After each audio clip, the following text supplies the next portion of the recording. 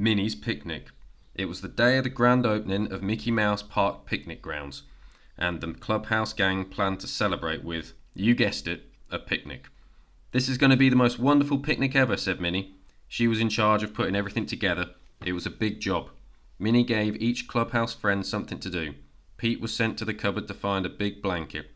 Donald and Daisy gathered plates and cups, and Mickey packed up the hot dogs and buns. Everybody helped load up the Toon Car, and off they went. Along the way, a familiar voice rang out. "Hello down there," called Professor Von Drake. He was floating overhead in his blimpy blazer. Like everyone else, he was headed for the picnic grounds. When the gang arrived at the picnic grounds, Pete spread out the blanket, but it was too small to hold everyone. "Oh, Toodles," shouted Mickey. Toodles had 3 Mouseketools. One of them was a beach towel. Minnie laid it next to the blanket. Now everybody had a nice place to sit.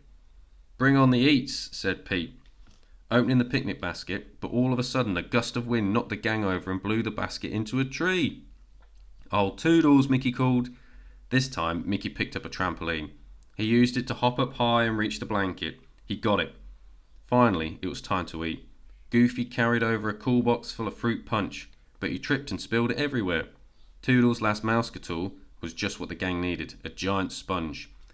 Goofy and Pete worked together and cleaned up all the punch, but another blast of wind turned everything upside down. "This is the windiest spot in Mickey Park," said Daisy. It seemed sure that Minnie's picnic was ruined, but Mickey saw an anything lever on a tree. He pulled it and popped up a big tent, picnic table and 3 handy helpers. It wasn't long before everyone was enjoying Minnie's picnic. "Let's give a cheer for Minnie," said Mickey. "Hip hip hooray!" "Thank you," giggled Minnie. It was a picnic she would never forget.